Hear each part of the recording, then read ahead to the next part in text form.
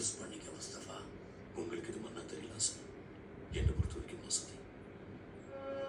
ஒரு ராணுவ வீரனா நான் செஞ்ச சேவைக்கு இந்த நாடு எனக்கு கொடுத்த அங்கீகாரம்.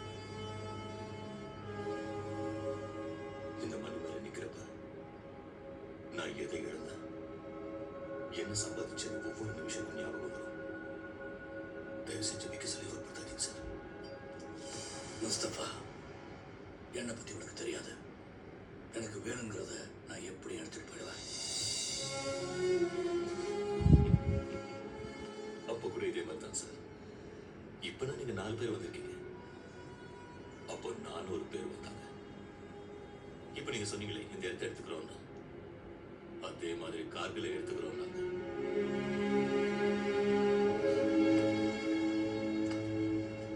என் காரை மட்டும் எடுத்துட்டு போனாங்க. ஆனா கார்கில் இருந்து ஒரு சின்ன கல்ல கூட அவங்களால எடுத்துட்டு போக முடியல. எனக்கு யுத்தம் ஒன்றும் புதுசு இல்லை சார். யுத்தம் பண்ண போறியா, அதுவும் கல்லாவோட, முதல்ல நிக்க முடியுமா இருப்பாரு.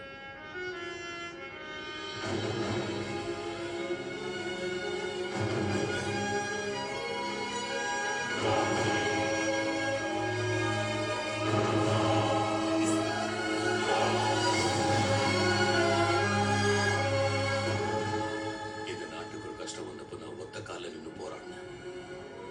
இப்ப அதே கஷ்டம் என் வீட்டுக்கு வந்தா இந்த நாடு எனக்காக போராடுன்னு நம்புறேன்.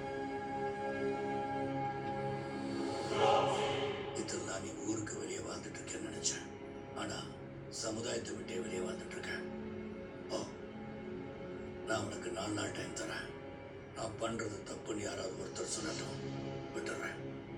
அஸ்லாம் வலைக்கும் சாப். நீங்க சுபாஷ் சந்திர போஸ்கே டிரைவரா இருந்தீங்களாமே, உங்க பையன் வண்டி சரியா ஓடல, கொஞ்சம் சொல்லுங்க. அப்பனும் பிள்ளையும் ஒரே மாதிரி தான் இருக்கீங்க. கேட்டா உங்க அப்பாவும் தாத்தாவும் சொன்னது கேட்டு இந்தியா அப்படிதான் இருக்குன்னு நீ நினைச்சா அது போய். இந்தியா என்ன மாதிரி ஆளுங்க சொல்றபடிதான் இருக்கும். அவங்க பேச்ச கேட்காத, வீணா போயிடுவேன். இவனையும் கெடுத்துட்டீங்களா? வேடிக்கை பார்க்காத, வண்டியோட.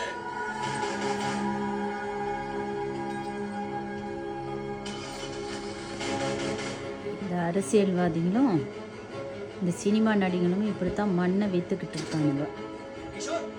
நன்றி கெட்டவனுங்க. இந்த மக்கள் தான் அவங்கள வளர்த்து விட்டானுங்க, அவங்களுக்கே துரோகம் பண்ணுறானுங்க. அரசியலில் வரானுங்க, சினிமாவில் கலாச்சாரத்தை கெடுக்கிறானுங்க. இதே வேலை மக்கள் தான் திருந்தணும்.